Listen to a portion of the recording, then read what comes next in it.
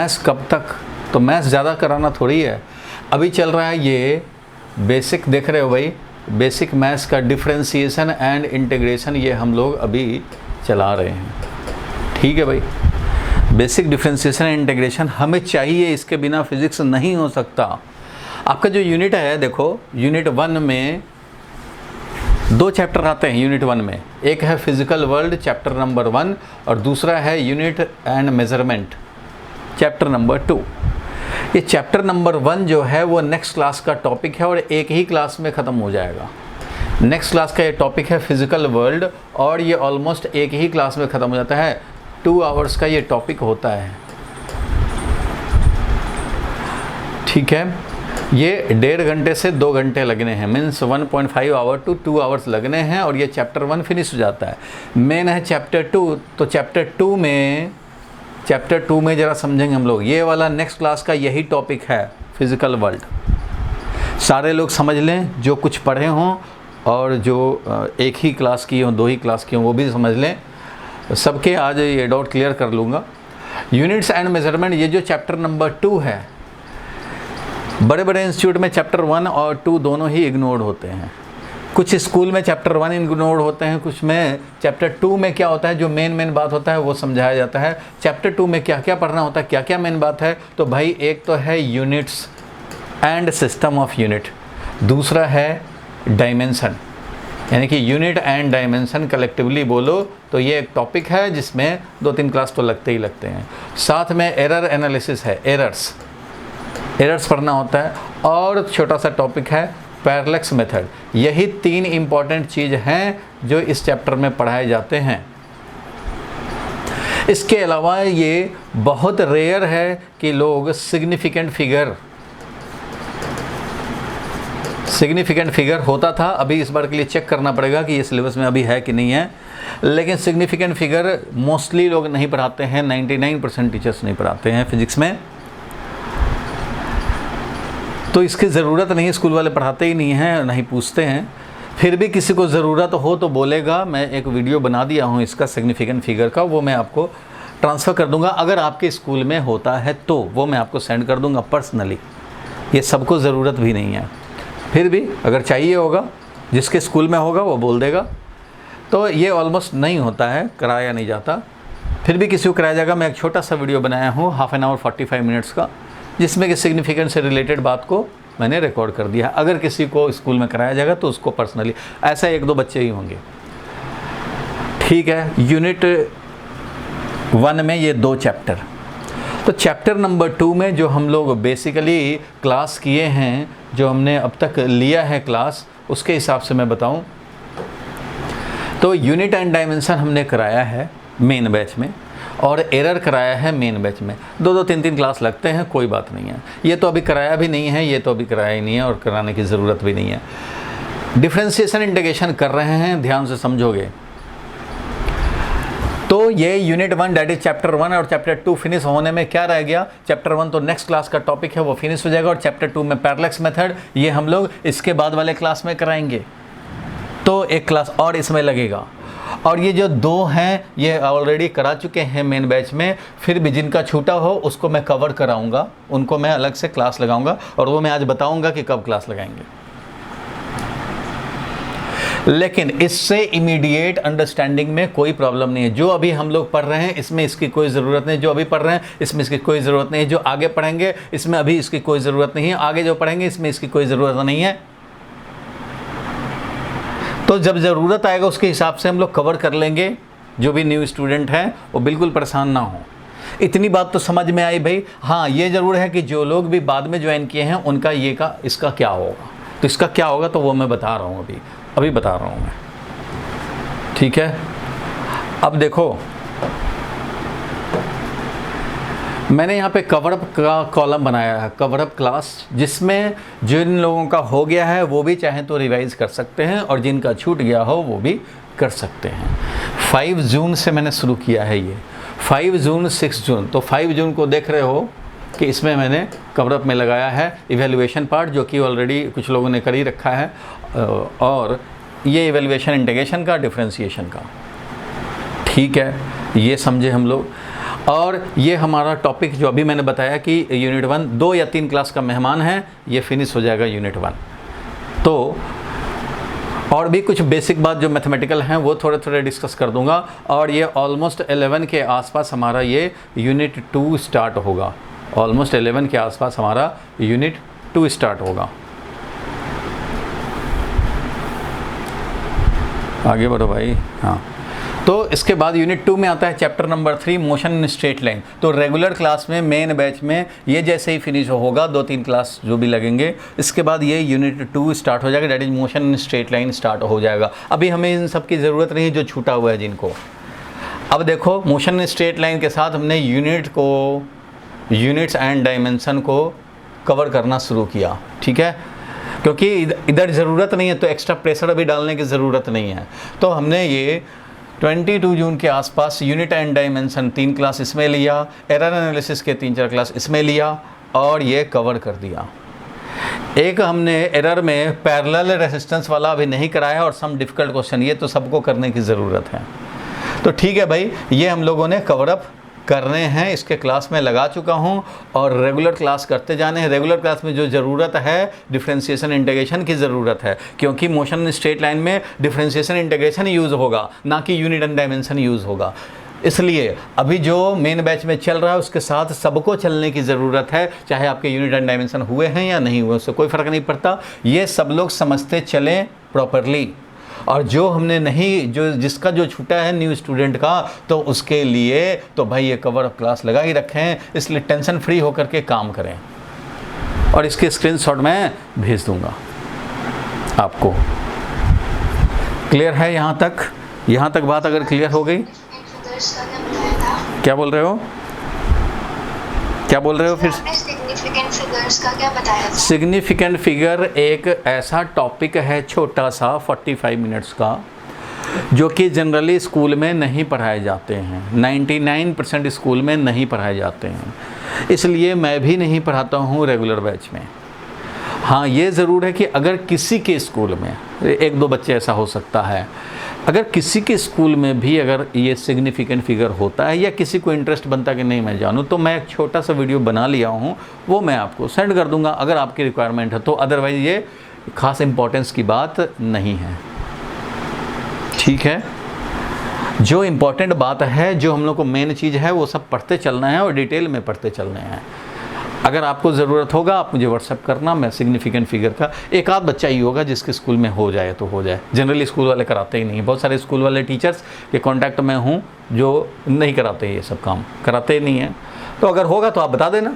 अभी differentiation integration का बात चल रहा है, डिफरेंशिएशन इंटीग्रेशन हम लोगों को बेसिकली करना पड़ेगा, और उसके बाद मोशन इन स्ट्रेट लाइन आपको समझ में आने लगेगा। मोशन इन स्ट्रेट लाइन चलेगा, उसके बाद आएगा motion in a plane. Motion in a plane में हम लोगों को पढ़ना पड़ता है वेक्टर।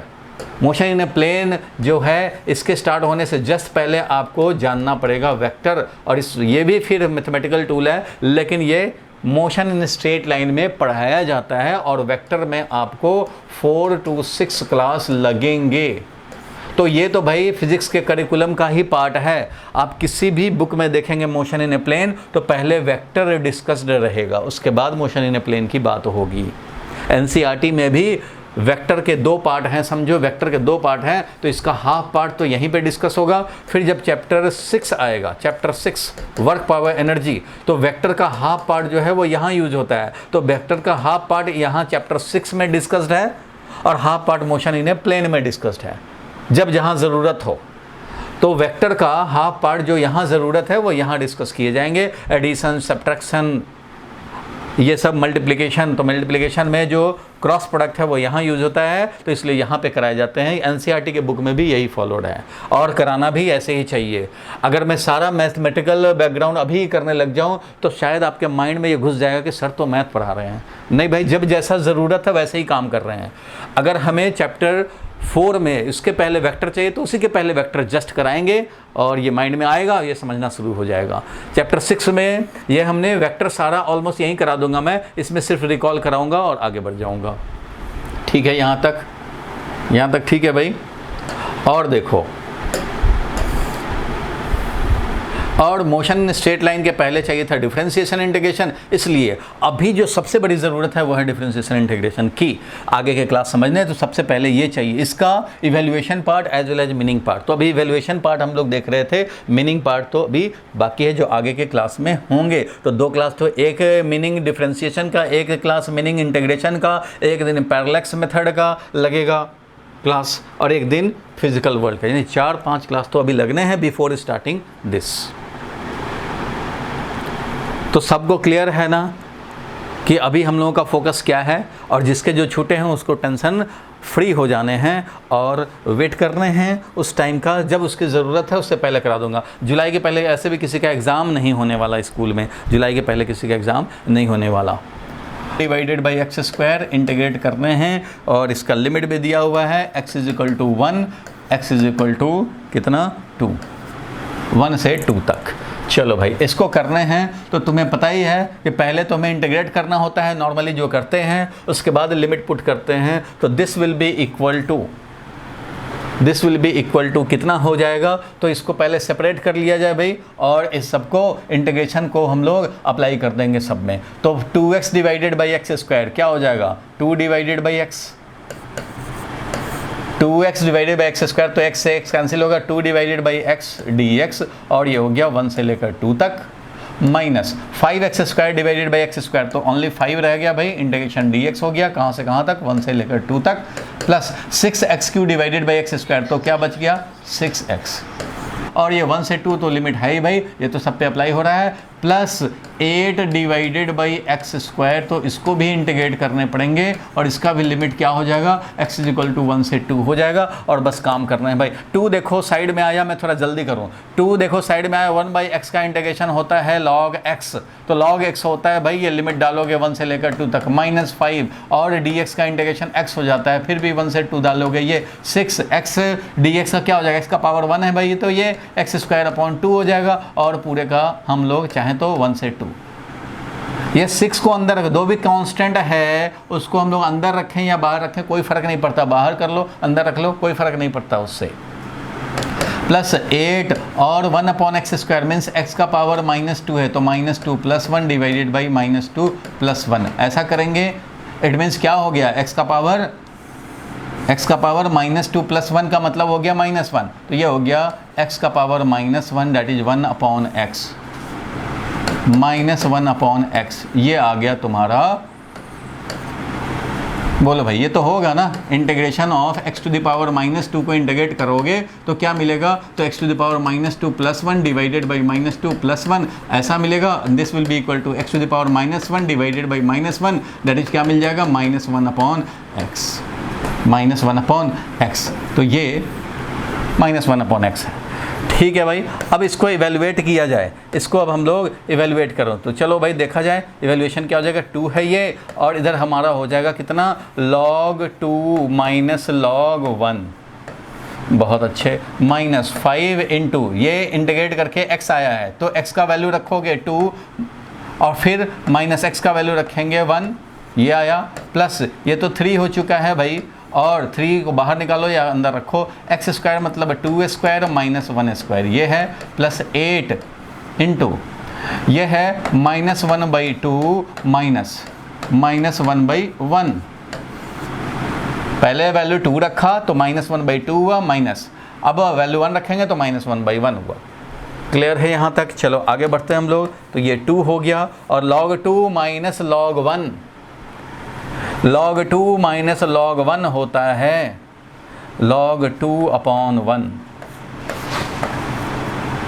log 2 माइनस log 1, देखो भाई log का फॉर्मूला नहीं जानते हो इसलिए log 2 माइनस log 1 को आप नहीं बोल सकते, तो log 2 माइनस log 1 है log 2 अपॉन 1, ये फॉर्मूला अभी नहीं जानते हो, अभी जब डाउट डिस्कस हो जाएंगे तो मैं सबसे पहले तुम्हें लॉग का ही कुछ बेसिक बात बताऊंगा जो फिज़िक्स में यूज़ होता है, लॉगरिथमिक एंड एक्सपोनेंशियल फंक्शन, थोड़ा थोड़ा एलिमेंट्री आइडिया दे दूंगा ताकि आपको इन सब में परेशानी ना हो, कैलकुलेशन में परेशानी ना हो, मैं आइडिया अभी दे दूंगा। अभी के लिए तो ये समझ लो कि जब भी log 2 माइनस log 1 है, फॉर्मूला ये होता है log में कि कभी हम लोग log m minus log n करते हैं तो this is equal to log m upon n। log m by n is equal to log m minus log n, तो वही है, देखो log m minus log n, तो log m बाई n लिख सकते हैं। ये फॉर्मूला है। ऐसे 2-4 फॉर्मूला हैं log में जो मैं अभी डाउट डिस्कस करने के बाद आपको लिखवा दूंगा, समझा दूंगा, थोड़ा बता दूंगा। वैसे तो ये एक चैप्टर है मैथ्स में, बट मैं आपको फिज़िक्स के हिसाब से बता दूंगा कि आप इजीली काम कर पाएँ फिज़िक्स में।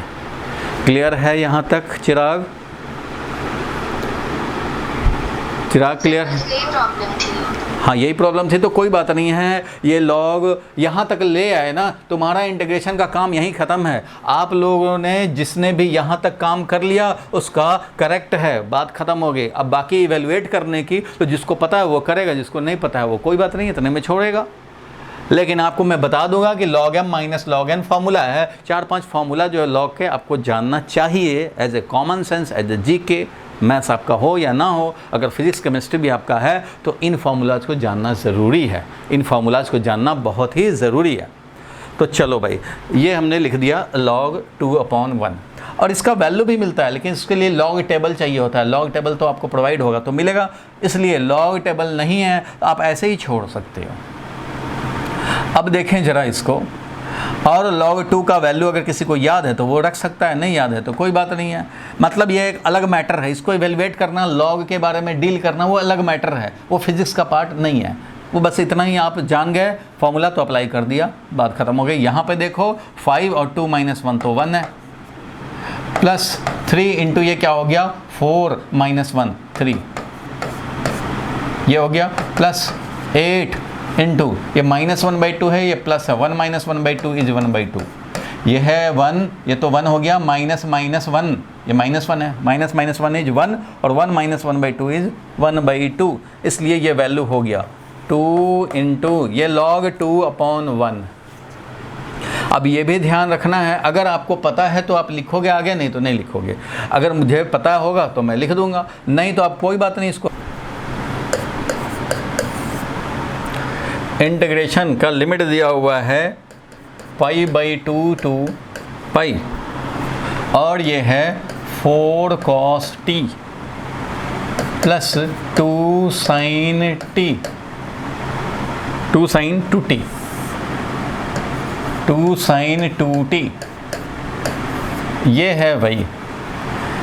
इसको इंटीग्रेट करना है, इसको इंटीग्रेट करना है, और अब इसको हम लोग चलो आगे बढ़ाते हैं। आपका प्रॉब्लम जिसका अगर मान लो ठीक से समझ लिया है और जो होमवर्क अटैम्प्ट किया और 2-3 क्वेश्चन में उसको डाउट हैं, तो इसका मतलब ये है कि जो मैंने समझाया है उसमें डाउट नहीं है, इवैल्यूएशन में डाउट नहीं है, फार्मूला अप्लाई करने में डाउट नहीं है, जो आया उसका लॉग नहीं जानते हैं, तो इन सब चीज़ों का प्रॉब्लम मैथमेटिकल प्रॉब्लम है। जो हमने बताया उसमें प्रॉब्लम नहीं है। तो देखो इसमें भी तुम्हें प्रॉब्लम कहाँ आएगा, जनरली सारे लोग इससे 2-3 स्टेप तो आगे बढ़ गए होंगे। तो देखो यहाँ पे कैसे इसको हम लोग कर सकते हैं। तो 4 है भाई, 4 तो कांस्टेंट बाहर होता है, और इंटीग्रेशन में देखते हो कि बीच में प्लस है तो दोनों अलग अलग इंटीग्रेट होता ही है, सबको मालूम है। तो ठीक है भाई, π/2 से पाई का जो लिमिट है वो एज इट इज रहेगा, 4 को बाहर निकाल दिया और ये हो गया cos t dt। x के बदले में t है, कोई बात नहीं, उससे कोई फ़र्क नहीं पड़ता, सारे फॉर्मूला अप्लाई होंगे। मीन्स अगर हम लोग डिफ्रेंसिएशन और ये integration of cos x, integration of cos x with respect to x sin x होता है, तो वैसे ही integration of cos t with respect to t will be equal to sin t। ये तो भाई बिल्कुल वही है, वेरिएबल का नाम बदल देने से फॉर्मूला कॉन्सेप्ट नहीं बदल जाएंगे। ये हो गया, प्लस करेंगे भाई, अब 2 कांस्टेंट है बाहर रहेगा, और इंटीग्रेट किसको करोगे भाई, तो sin 2t को इंटीग्रेट करोगे। सब लोग जो क्लास लास्ट में थे, लास्ट क्लास में जो थे, उनको कोई प्रॉब्लम नहीं होगा। अब कोई एब्सेंट रहे हों और कवर भी ना किया हो, उनको प्रॉब्लम होना भी चाहिए, होना भी चाहिए। प्रॉब्लम ही ना हो तो फिर रेगुलरिटी का फ़ायदा क्या हुआ। चलो अब इसको आगे बढ़ें, इसको आगे बढ़ते हैं। तो 4 एज इट इज़ है भाई, 4 तो एज इट इज़ है। अब इसके आगे बढ़ते हैं, तो 4 cos t का इंटीग्रेशन होगा भाई क्या, sin t, sin t। ये तो सबको मालूम है फॉर्मूला। cos t का इंटीग्रेशन हो गया sin t, और यहाँ पे π/2 से पाई का हम लोग लिमिट डाल दिया। 2 ऐसे ही है, और इधर देखो क्या होगा, sin 2t का क्या होगा। तो तुम्हें पता है कि sin 2x का अगर हम लोग विद रिस्पेक्ट टू x करें तो बताया था लास्ट क्लास में कि इसका साइन का जो होता है माइनस कॉस होता है, तो माइनस कॉस 2x तो हो जाएगा, होल डिवाइडेड बाई x का कोफिशिएंट 2 है, होल डिवाइडेड बाई 2 करेंगे। ये मालूम होना चाहिए, लास्ट क्लास में बताया था। कभी भी अगर साइन 2x का, साइन x का होता है माइनस कॉस x, तो साइन 2x का हो जाएगा minus cos 2x, but x का जो कोफिशिएंट है उससे होल डिवाइड करने पड़ेंगे। ये बताया था ना लास्ट क्लास में विवेक, हाँ बताया था। चलो आगे बढ़ते हैं हम लोग। तो साइन 2t का क्या हो जाएगा, तो minus of cos 2t whole divided by 2, और लिमिट आया π/2 टू पाई, तो ये तो रहेगा ही। चलो बहुत अच्छा, आगे बढ़ते हैं हम लोग, नेक्स्ट स्टेप पे चलते हैं। तो नेक्स्ट में देखेंगे 4 as it is constant factor रहेगा भाई, और इधर क्या लिखेंगे, t के बदले में लिखेंगे अपर लिमिट पाई, क्योंकि इसका अपर लिमिट है पाई, मीन्स t का वैल्यू हमें पाई रखने हैं, फिर माइनस करने हैं, और फिर t का वैल्यू π/2 रखने हैं, π/2 रख देंगे फिर। ठीक है भाई, तो पहले साइन पाई रखा, माइनस साइन π/2 रखा, ये हो गया, प्लस 2 एज इट इज बाहर रहेगा। माइनस को भी चाहते तो बाहर निकाल सकते थे, माइनस को भी बाहर निकाल लो, 2 को भी बाहर निकाल लो। तो माइनस को बाहर निकालेंगे तो ये प्लस को माइनस कर देगा, 2 कैंसिल भी हो जाएगा, इसलिए हम लोग क्या करें, यहाँ माइनस कर दें, और ये 2 कैंसिल हो जाएंगे। तो ये बच जाएगा कितना भाई, तो cos 2t रह गया बस। तो cos 2t है, माइनस इधर ला चुके, cos 2t है, t का वैल्यू पाई रखने हैं, तो cos 2 हो गया माइनस cos 2t, t का बदला π/2 रखेंगे, तो 2 टाइम्स π/2 ये मिल गया। एक बार t का वैल्यू पाई रखा, एक बार t का वैल्यू π/2 रखा। दिस विज इक्वल टू 4 रख देंगे। अब प्रॉब्लम तो भाई जिसको साइन पाई नहीं पता होगा तो उसको प्रॉब्लम है, तुम्हारा ये जो इंटीग्रेशन का प्रॉब्लम नहीं है वो तो अब वैल्यू रखने हैं। देखो भाई वैल्यू अब क्या रख दिया जाए, देखो साइन पाई का वैल्यू 0, लास्ट क्लास में मैंने कुछ ग्राफ बताए थे, तो साइन का ग्राफ पता है तुम्हें कि साइन का ग्राफ किस तरह का होता है भाई, साइन का ग्राफ इस तरह का होता है, साइन पाई भी 0 होता है, और याद होगा पीरियोडिक फंक्शन होता था 2 पाई पे रिपीट करता है ये, तो साइन 0 जितना होता है उतना ही साइन पाई भी होता है। साइन पाई 0 है, माइनस साइन π/2 मीन्स 90 डिग्री, तो ये है 1 वैल्यू, साइन का होता है ये π/2 1 वैल्यू लिख देंगे, माइनस cos 2π का वैल्यू क्या होता है, तो भाई सबको पता है cos का क्या ग्राफ होता है। अगर cos की बात करें तो cos का तो ऐसे होता है भाई, ये है 2π का वही होगा वैल्यू जो 0 पे होगा, क्योंकि पीरियोडिक फंक्शन ये भी है भाई, ये भी तो पीरियोडिक फंक्शन है 2π का। जैसे साइन x पीरियोडिक फंक्शन है, एवरी 2π के बाद रिपीट होता है, वैसे ही cos भी पीरियोडिक फंक्शन है, ये भी 2π के बाद रिपीट होता है। इसलिए cos 2π का वैल्यू वही होगा जो cos 0 का वैल्यू होगा, और वो क्या होता है, वो होता है 1, इसलिए 1 हुआ, माइनस cos, ये 2 तो कैंसिल हो गए, और cos पाई का वैल्यू होता है -1, cos पाई का वैल्यू क्या होता है -1, ये तो पता ही है तुम्हें, देख रहे हो π/2 90 डिग्री, और ये है पाई, तो cos x का हमने ग्राफ यहाँ दिखाया है, cos पाई का वैल्यू है -1। बोलो कोई प्रॉब्लम नहीं होना चाहिए, cos पाई का वैल्यू है -1, ये है पूरा cos x का ग्राफ, और ये वाला था साइन x। हाँ क्या कह रहे हो, तो -1 प्लस हो जाएगा, फिलहाल तो ये है cos पाई का वैल्यू हमने -1 रखा। कोई कंफ्यूजन है? सर हमने माइनस कॉमन लिया था ना। कहाँ पे माइनस कॉमन, ये वाला, तो ये तो है ही माइनस यहाँ, ये वाला माइनस यहाँ है, ठीक है। ये देखो cos 2π ब्रैकेट खूब यूज़ कर लेंगे, cos 2π का वैल्यू हमने रख दिया ये वाला, और ये माइनस है ये वाला, ये माइनस है ये वाला, और ये cos पाई हुआ तो cos पाई का वैल्यू तो -1 होगा, तो ये cos पाई का वैल्यू लिख रहे हैं -1, बस बाकी ब्रैकेट एज इट इज़ है। तो ये सब तो बिल्कुल ठीक है भाई, खूब ब्रैकेट का यूज़ करना चाहिए ताकि इस तरह का कन्फ्यूज़न ना रहे। नहीं क्लियर हुआ अभी भी? हाँ क्या कह रहे हो? सर साइन पाई अपॉन 2 का 1 कैसे है? साइन पाई अपॉन 2 का वैल्यू 1, साइन पाई बाई 2 मतलब क्या? Sine 90 degree. तो साइन 90 डिग्री तो होता ही है 1, साइन 90 डिग्री तो होता ही है 1, नहीं होता? ये तो पढ़े हो बचपन से, साइन 90 डिग्री 1। क्लियर है? Yes sir. तो ये है 4, 0 -1 -1 हो गया, तो 4 से मल्टीप्लाई करेंगे तो ये -4 हो गया, और माइनस ये कितना हो गया भाई? तो 1 माइनस माइनस 1 प्लस 1 यानी कि 1 + 1 हो गया, यानी कि 2 हो गया, 2 हो गया। और -4 - 2 is equal to -6, -4 - 2 is equal to -6, यही हो गया इसका आंसर।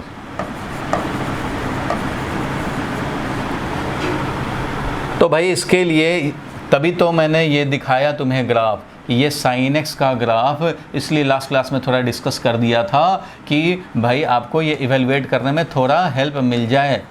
ये हम लोगों ने y = sin x को दिखाया है, x एक्सिस पे हम लोगों ने x दिखाया, इधर y एक्सिस पे sin x दिखाया है, तो y = sin x है।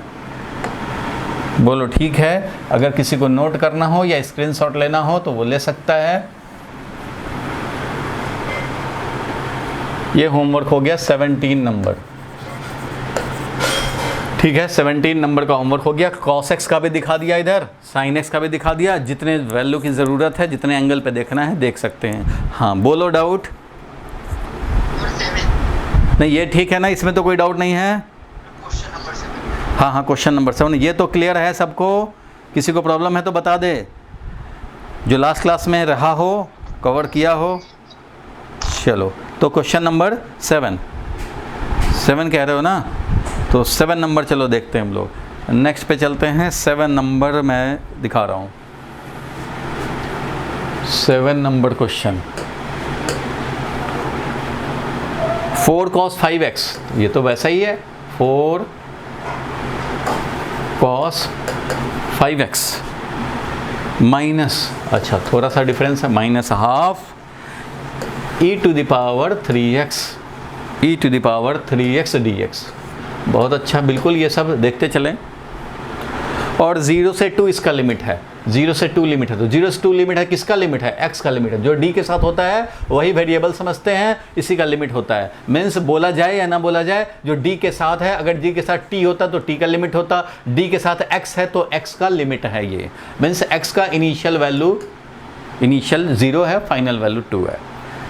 अपर लिमिट लोअर लिमिट समझते हैं, अपर लिमिट लोअर लिमिट। चलो इसको इवेलुएट करने हैं तो क्या करेंगे भाई? क्या करेंगे?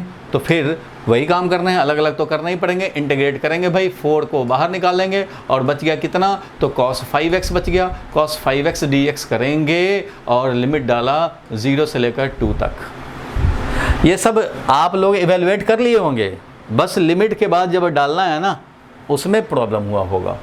तो इसलिए ये इंटीग्रेशन का प्रॉब्लम नहीं है, ये तो कैलकुलेशन अब करने हैं। कैलकुलेशन में कुछ फॉर्मूला आप नहीं जानते हैं, उसका प्रॉब्लम है। सर एक चीज़ और पूछनी थी। एक चीज़ और पूछनी थी इसी से रिलेटेड। हाँ सर। हाँ बोलो, जल्दी बोलो। ये क्या सर, ये क्या रिप्रेजेंट करता है? थोड़ा पेशेंस नहीं रखोगे? अभी मैंने बोला कि अभी एक्सपोनेंशियल एंड लॉगरिथमिक फंक्शन थोड़ा सा बताऊंगा, डाउट होने दो। और पहले मैंने बताया है कि e का वैल्यू होता है 2.71, जैसे पाई का वैल्यू होता है 3.14, वैसे ही e का वैल्यू होता है 2.71। बस अभी के लिए तो इतना ही तुम्हें जानने।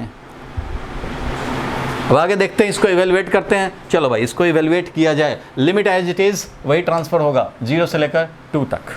चलो आगे बढ़ते हैं हम लोग, तो नेक्स्ट पे आए। Is equal to 4 as it is है बाहर, cos 5x का बोलो क्या होगा? cos 5x का इंटीग्रेशन बोलो। अरे cos 5x का क्या होता है? sin 5x डिवाइडेड बाई 5, यही होगा। sin 5x cos t का डिफरेंशिएशन इंटीग्रेशन जब करते हैं विद रिस्पेक्ट टू t तो होता है सीधा sin t। cos t का differentiation with respect to t is nothing but sin t। तो वही तो होना है। cos 5x का जब कर रहे हैं x के रिस्पेक्ट में, cos 5x को कर रहे हैं x के रिस्पेक्ट में, इसीलिए तो cos 5x का पहले sin 5x हो गया और होल डिवाइडेड बाई x का कोफिशिएंट जो 5 है उससे डिवाइड कर दिया। ये तो देखा ही हम लोगों ने, माइनस ये half as it is e to the power 3x का इंटीग्रेशन क्या होगा, तो बताया था लास्ट क्लास में e to the power 3x का e to the power 3x but whole divided by x का कोफिशिएंट 3 और ये लिमिट जाएगा 0 से 2। इसमें किसी को डाउट?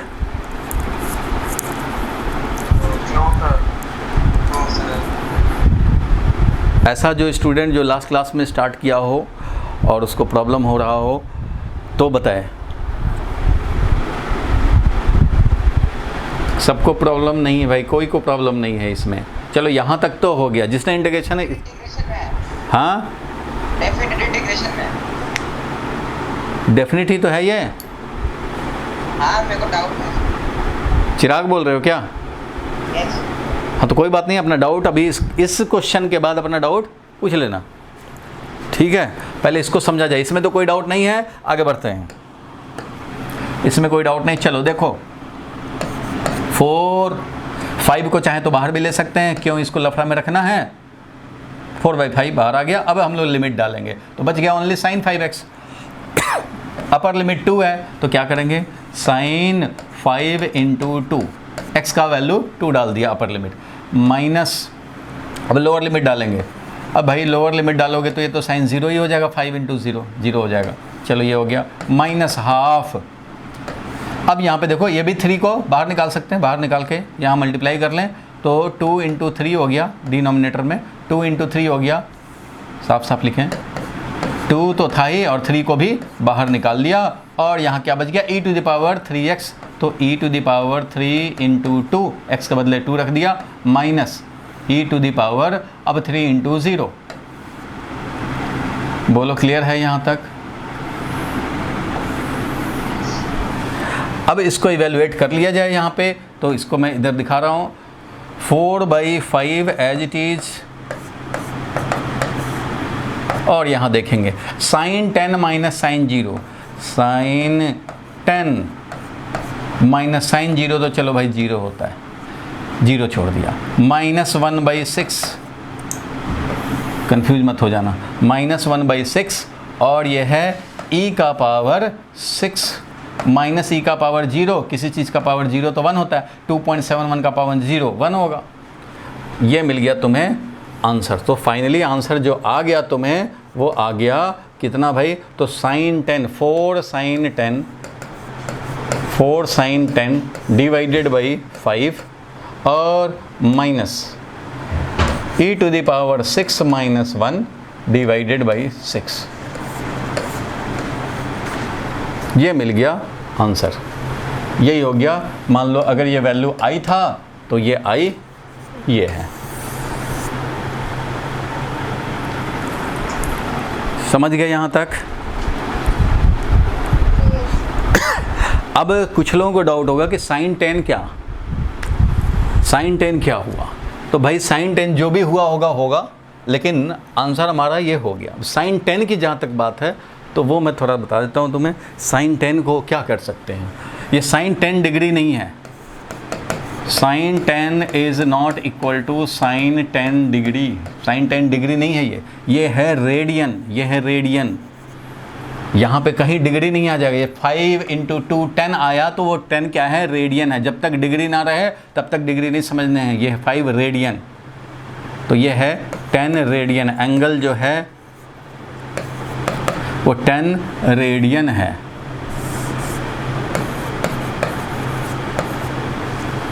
ये 10 रेडियन है, ध्यान देना। और 10 रेडियन का जो भी वैल्यू, sin 10 रेडियन का जो वैल्यू होगा वो होगा। तो वो आपको जानने की ज़रूरत अभी नहीं है कि sin 10 अपना छोड़ सकते हो आप। वैसे अगर आप जानना चाहते हो, अंदाज़ा लगाना चाहते हो, मैं दिखाता हूँ क्या है। साइन का ग्राफ ये रहा। अब ज़रा समझा जाए। अगर मैं जानना चाहता हूँ कि sin 10 का क्या है वैल्यू, ऑलमोस्ट कितना है वैल्यू, अप्रॉक्सीमेट ही आप बता सकते हो, एग्जैक्ट नहीं बता सकते। यहाँ पे sin 10 हुआ क्या, पहले ये समझा जाए। तो देखना भाई, ये जो ग्राफ है फिर से इसको ड्रॉ करूं, क्योंकि मुझे एक साइकिल से काम नहीं चलेगा, मुझे चाहिए ज़्यादा साइकिल। अब देखो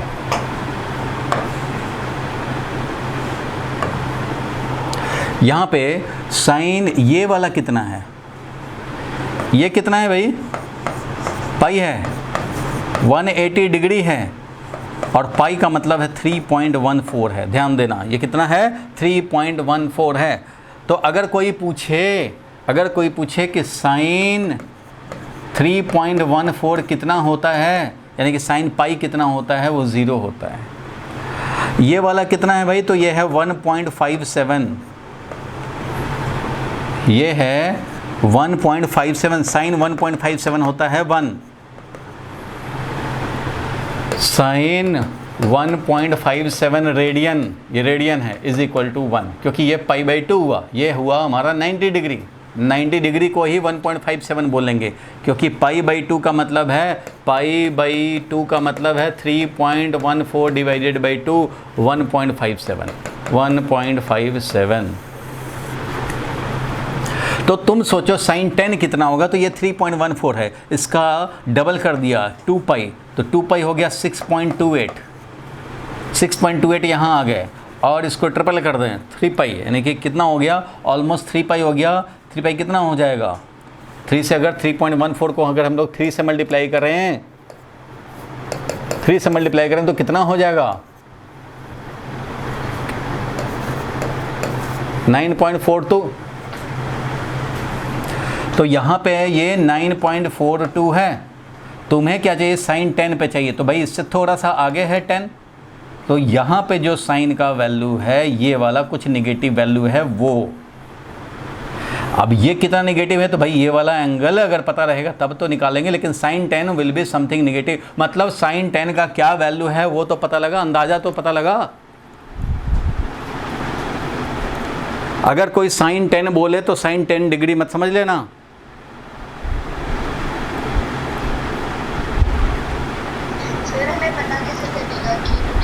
उसके लिए एक टेबल आता है जो जनरली फिजिक्स या मैथ्स के बुक में लास्ट में अपेंडिक्स होता है, उसमें एक टेबल होता है, साइन 1 डिग्री 2 डिग्री, यहाँ लिखा रहेगा 1 डिग्री 2 3 4 5 6 7 8 9 10 360 डिग्री तक लिखा रहेगा, साइन कॉस टैन कॉट, उसमें लिखा रहेगा साइन 1 डिग्री कितना, 2 डिग्री कितना, 3 डिग्री कितना, 4 डिग्री कितना, 5 डिग्री कितना, ये 10 डिग्री कितना, वो लिखा रहता है। वो साइन का टेबल मिलेगा तुम्हें, ट्रिग्नोमेट्रिक रेशियो के टेबल, तो टेबल में देखना होता है, क्योंकि आपको साइन 10 और साइन 11 डिग्री का आपका वैल्यू एक्सपेक्टेड नहीं है, कोई नहीं टीचर एक्सपेक्ट करेगा या बच्चा याद कर सकता है, नहीं, उसके लिए तो पूरा टेबल मिलता है भाई मार्केट में, ठीक है, वो अपेंडिक्स में दिए रहते हैं बुक में। आपको एक्सपेक्टेड क्या है, साइन 30 डिग्री का वैल्यू जानना, साइन 60 डिग्री 45 डिग्री 90 डिग्री का वैल्यू जानना, ये एक्सपेक्टेड है। उसके बेसिस पे आगे को हम लोग निकाल लेते हैं, 120 का 150 का, उन सब का वैल्यूज़ कुछ याद रहे उतना ही चाहिए। ये साइन 10 का किसी को याद नहीं है, कोई टीचर को भी याद नहीं कि साइन 10 का वैल्यू क्या होगा, उसके लिए टेबल लाओ बता देंगे, टेबल में बना रहेगा, साइन 10 डिग्री क्या होता है, 11 डिग्री क्या होता है, 12 डिग्री क्या होता है, क्लियर है। इसलिए आप अपना आंसर जब ऐसा आएगा तो आप इसी में छोड़ देंगे, यही हो गया साइन 10। लेकिन मैं ये इसलिए हाईलाइट किया कि कुछ लोग साइन 10 को साइन 10 डिग्री ना समझ लें। कोई बोलेगा साइन 30 कितना होता है, तो 10 ये है भैया, 20 आएगा फिर 30 आएगा, वहाँ देखना कि साइन 30 क्या होता है।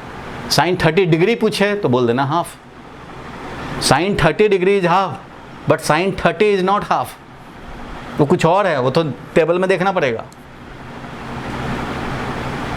बोलो ठीक है, से तुम्हारा दिया है तो मतलब ये है तुम्हारा, इतना ही इंटीग्रेशन है, ये +3 बाद में है, +3 है इधर, ये अलग है, इसको इंटीग्रेट नहीं करना है, ये कांस्टेंट बाहर है, इतना ही इवेल्युएट करोगे, ये आ जाएगा x³/3 और प्लस इधर कर लेना 3, ये एज इट इज़ यहाँ आ जाएगा, ये वाला ये है, समझ गए। कोई भी दूसरा स्टूडेंट, सब लोग ध्यान दें, अगर मान लो कोई चीज़ दिया हुआ है a = this +3, तो भाई ये है, अगर दे दिया जाए कोई b है x² +3, इस पूरे का इंटीग्रेशन अगर ऐसे दिया गया तो आपको क्या करना पड़ेगा, तो x² को अलग इंटीग्रेट करोगे और इस 3 को अलग इंटीग्रेट करोगे, तो फिर उस कंडीशन में ये होगा x³/3 और ये +3x, ये दोनों अलग अलग चीज़ हैं भाई। इस 3 में इस इंटीग्रेशन का कोई मतलब नहीं है। जहाँ dx आ गया यहीं तक इंटीग्रेट होता है, इसका इंटीग्रेशन होगा।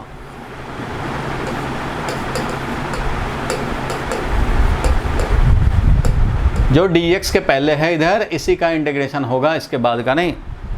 ये अलग हो चुका है, तो ये एज इट इज यहाँ ट्रांसफर हो जाएगा। और कौन सा है डाउट नंबर क्वेश्चन बोलो।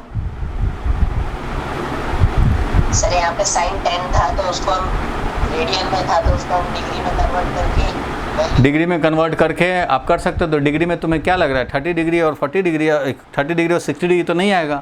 आ गया मान लो 71 डिग्री, तो क्या करोगे, कुछ नहीं करोगे। और 71 डिग्री भी नहीं है, 71.34 ऐसे करके आएगा। क्या कर लोगे उसका, कुछ नहीं कर सकते। इससे अच्छा है स्टैंडर्ड sin 10 लिखो, उससे अच्छा है sin 10 लिखो। बोलो भाई, डाउट आगे बोलो, कौन सा क्वेश्चन नंबर बोला जाए। सर cos 1470 की वैल्यू क्या होगी? cos 1470 की वैल्यू, हाँ चलो कोई बात नहीं, ये तो अभी आएंगे हम लोग, इस पे आएंगे अभी इसका हम लोग काम करेंगे। चलो cos 1470, और क्या डाउट था भाई, और बोलो कोई। पहले डाउट क्लियर होगा, उसके बाद ही टॉपिक आगे बढ़ेगा। और किसी का डाउट बोलो पहलवानों। अरे जल्दी बोल भाई, टाइम मत खराब करो इसका। होमवर्क वाले में कोई डाउट 17 क्वेश्चंस में, और किसी को कोई डाउट नहीं है, पक्का है। थर्ड बता दो। हाँ भाई बिल्कुल पूछ लिया कर भाई। चलो ठीक है, मैं आंसर्स सबकी, यही तो चक्कर है ना, सबकी आंसर भेजना मतलब समझ रहे हो, मुझे कम से कम 1 घंटे काम करने पड़ेंगे, तुम्हारी तरह मुझे होमवर्क करने पड़ेंगे, क्योंकि ये बुक का नहीं है जो बुक के आंसर दिए रहे हैं छाप के मैं दे दूँ, तो खुद ही लिखा हुआ है ना। चलो कोई बात नहीं, हम लोग देखते हैं 3, मैं दे दूँगा आंसर भी भेज दूँगा। चलो क्या होगा, 1 घंटा लगाएंगे। तो क्वेश्चन नंबर 3, चलो क्वेश्चन नंबर 3 देखा जाए जल्दी से। क्वेश्चन नंबर 3 एक बार हम लोग फटाफट कर लें। क्वेश्चन नंबर 3 में इंटीग्रेट करना है 5e⁻x। अरे भाई ये डाउट होगा पहले, अब नहीं डाउट रहा होगा ये, अब तुम ट्राई करोगे अपने आप कर लोगे, क्योंकि आज जो डाउट डिस्कस हुए हैं उसके बेसिस पे आप इसको आराम से कर लोगे। 5 है e⁻x का, तो e⁻x ही होता है, और 1 से लेकर 2 तक, इसमें क्या परेशानी है। 5 है ऐसे ही, और e⁻2 हुआ माइनस e⁻1 हुआ, बस। अब e⁻2 माइनस e⁻1 है, मतलब ये अगर तुम्हारा काम यहीं तक फिनिश हो चुका। अब ये 2.71 का पावर 2 है, माइनस 2.71 का पावर 1 है। तो आप सोच लो, अगर तुम लाना चाहते हो पॉइंट वाइज तो सॉल्व करो इसको, नहीं तो यही है स्टैंडर्ड। किसी भी बुक में अगर ये क्वेश्चन आया ना, अगर ये क्वेश्चन आया किसी बुक में सॉल्व करने को, तो तुम्हें पता है आंसर क्या दिया रहेगा। आंसर दिया रहेगा ये, आंसर तुम्हारा दिया रहेगा 5e2 - e, ये दिया रहेगा आंसर, क्योंकि e अपने आप में ही स्टैंडर्ड है। सारे फिजिक्स केमिस्ट्री मैथ्स के student as well as teacher सब जानते हैं कि e का वैल्यू 2.71 होता है, और e अपने आप में स्टैंडर्ड है। कहीं तुमने देखा होगा, मान लो हो सकता है 9th-10th में आंसर पाई के टर्म में ना देता हो, पॉइंट में देता हो, लेकिन तुम 11th-12th में देखोगे तो अगर पाई के टर्म में आंसर है तो पाई खुद में ही स्टैंडर्ड है, पाई के टर्म में आंसर छोड़ सकते हैं। ई खुद में स्टैंडर्ड है, इसमें आंसर छोड़ सकते हैं, कोई प्रॉब्लम नहीं है, ठीक है। इसलिए पाई और ई वेल नोन कांस्टेंट है, इसलिए इनका वैल्यू को आपको रख करके और इवेल्युएट करने की ज़रूरत नहीं है, ये खुद में स्टैंडर्ड है, आप आंसर इनके टर्म में छोड़ सकते हो। तो आपको यहीं तक करना था, काम खत्म हो गया, यहीं पे करेक्ट हो गया, ठीक है। मैं भी आपको आंसर सॉल्व करके दूंगा अगर इसकी ना, तो यहीं तक दूंगा, बस काम खत्म। वह आपके इंटरेस्ट के लिए बता दिया कि ई का वैल्यू होता कितना है, तो भाई 2.71 होता है, ये मैंने बता दिया आपको। जिस तरह से पाई का वैल्यू होता है 3.14, 22/7 दैट इज़ 3.14, ये अप्रॉक्सीमेट वैल्यू है पाई का।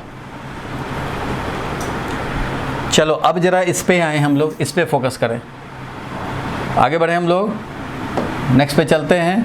cos 1470, चलो इसका वैल्यू हमें 1470 डिग्री है। अगर रेडियन हो जाए ना तो फिर चक्कर लग जाएगा, इसका देखने पड़ेंगे 3.14 के मल्टीपल में चलने पड़ेंगे। पीरियोडिक फंक्शन होता है after every 3.14, after every 2 pi means 3.14 into 2 that is कितना 6.28, after every 6.28 radian sine x and cos x will repeat. चलो इसका वैल्यू निकालना है तो सबसे पहले देखो इसका वैल्यू अगर हम लोग नहीं जानते तो आप क्या कर सकते हैं, अपने मन में या रफ में cos x का ग्राफ प्लॉट कर लेंगे। ऐसे ग्राफ प्लॉट कर लिया, काम खत्म हो गया। cos तो भाई 0 यहाँ स्टार्ट होता है, साइन अगर होता तो यहाँ से स्टार्ट होता 0, साइन 0 0 होता है। दोनों का नेचर वही है, दोनों को इसलिए साइनोसॉइडल फंक्शन बोलते हैं। ये कैसा फंक्शन है भाई, साइनोसॉइडल फंक्शन है। सब लोग ध्यान से सुनते चलें और चाहें तो लिखते चलें। साइनोसॉइडल फंक्शंस हैं। कौन साइनोसॉइडल फंक्शन है भाई, तो ओनली साइन एंड कोसाइन।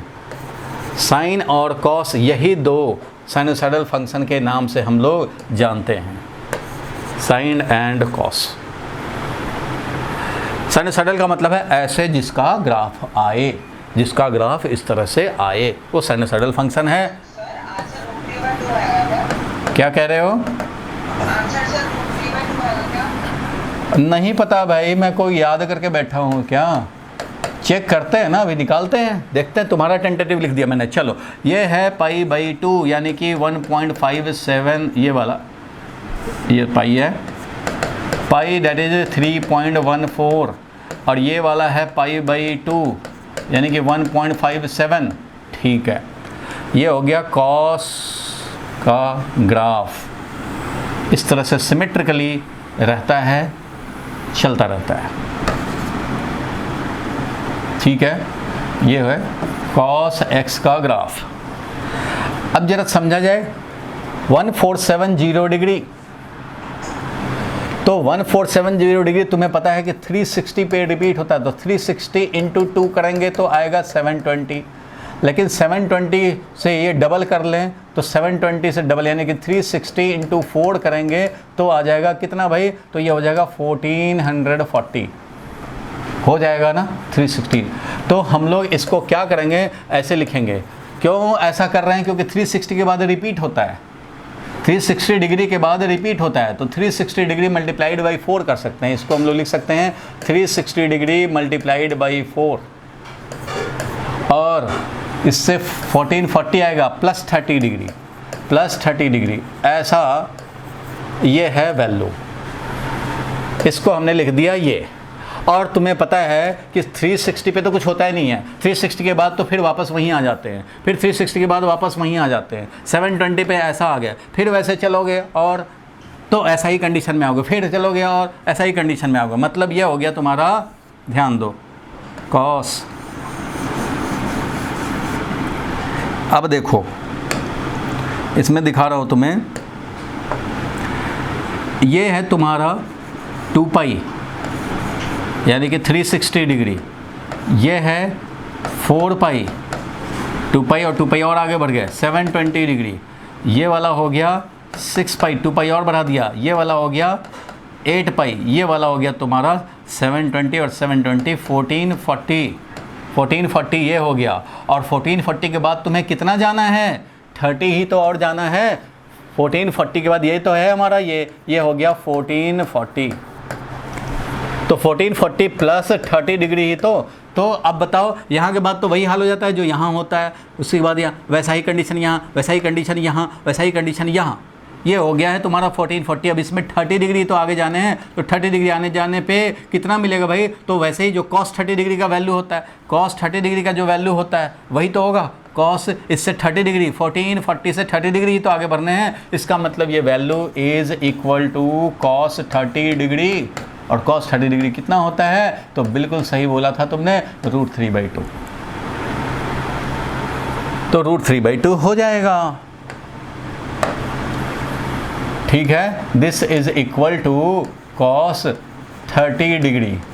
क्यों हुआ ऐसा, क्योंकि इसमें से 360 निकालते रहो, क्योंकि 360 निकल गया कोई फ़र्क नहीं पड़ा, वहीं आ गए, 360 और निकल गया कोई फ़र्क नहीं पड़ा, वहीं आ गए, वैसा ही कंडीशन में आ गए। तो 360 ये निकला, 360 ये निकला, 720 निकल गया, ये निकल गया, ये निकल गया, 1440 तो निकल गया। अब उसमें 30 और, तो भाई इसका हाल तो बिल्कुल जीरो की तरह हो गया है। अब इसमें 30 पे कितना हाइट होगा भाई, तो वही होगा जो cos 30 का वैल्यू होता है। तो cos 30 का वैल्यू √3/2 होता है, इसलिए यही इसका आंसर हो जाएगा।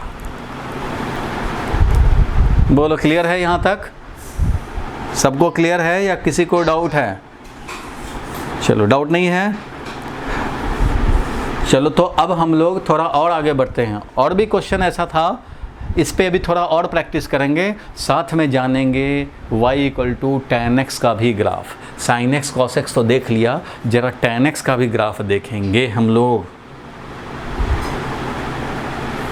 ठीक है? तो उससे भी क्लियर होगा। तो मैं वापस आ जाऊं,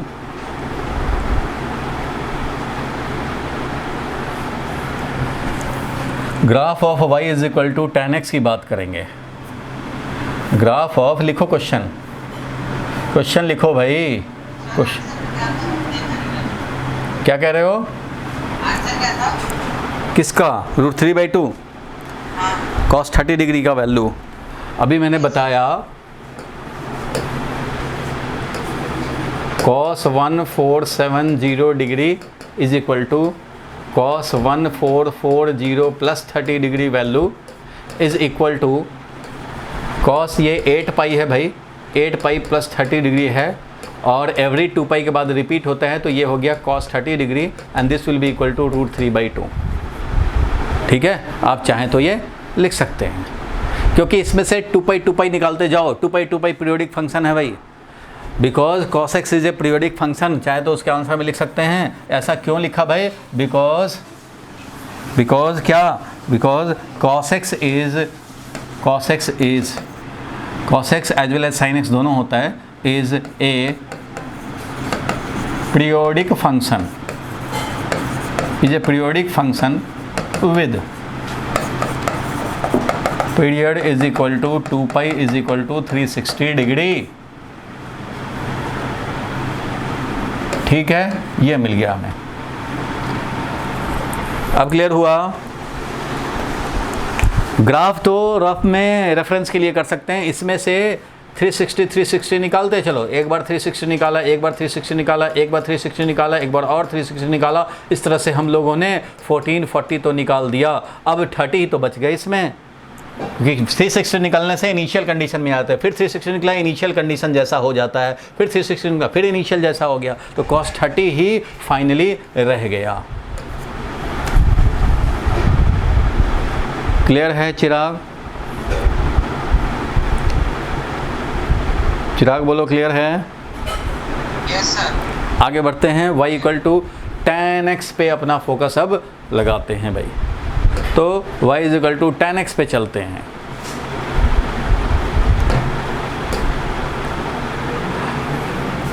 अब देखो y = tan x का, तो इसका भी वही काम करेंगे, इसका भी सेम काम करने हैं। कौन सा सेम काम करने हैं भाई?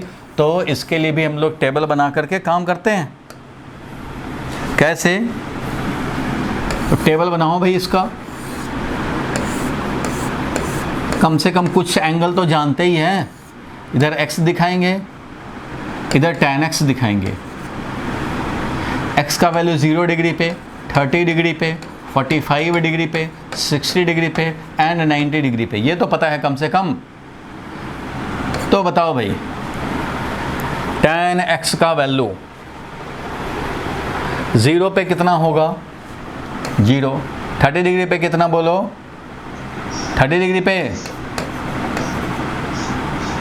45 पे 1, 60 डिग्री पे √3, 90 डिग्री पे नॉट डिफाइंड। अब इसको प्लॉट करो। चलो सारे लोग अपने कॉपी में इस क्वेश्चन को लिखें, हमें इन वैल्यूज़ को भी जानने हैं, इसलिए अभी जो कॉन्सेप्ट डिस्कस कर रहे थे वो अब tan पे भी हम लोग वही कॉन्सेप्ट अप्लाई करेंगे और इन वैल्यूज़ को निकालेंगे। तो फिलहाल इतना लिख करके जल्दी से तुम प्लॉट करना सीखो भाई। साइन एक्स का कॉस एक्स का तो ये थे, तो 0 to 90 तो कम से कम दिखा दें, ग्राफ दिखाओ जल्दी से, सारे लोग फटाफट करें।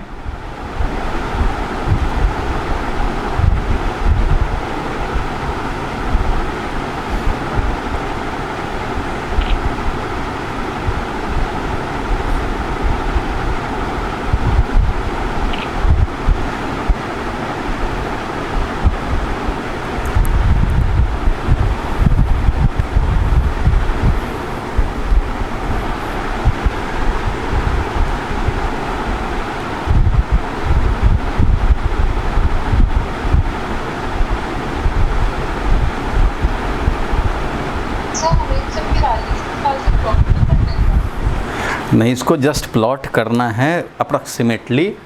तो कैसे प्लॉट करेंगे ज़रा इस बात को समझो।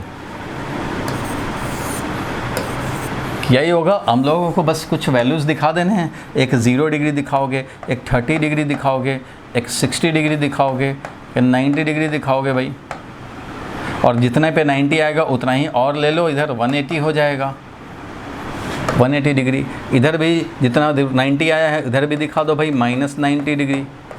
इधर भी दिखा सकते हो -180 डिग्री, चलता रहेगा। x का वैल्यू तो कुछ भी हो सकता है।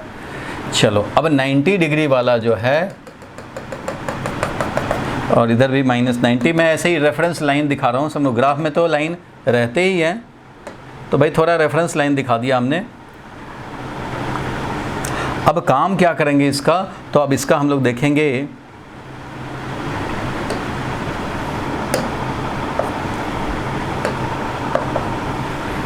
ग्राफ कैसे होगा। तो इसका हम लोग प्लॉट करते हैं भाई धीरे धीरे। तो ये बताओ कि इसमें साइन 0 में कहाँ दिखाएं, साइन 0 पे कहाँ दिखाएंगे, तो साइन 0 पे 0 दिखाएंगे भाई।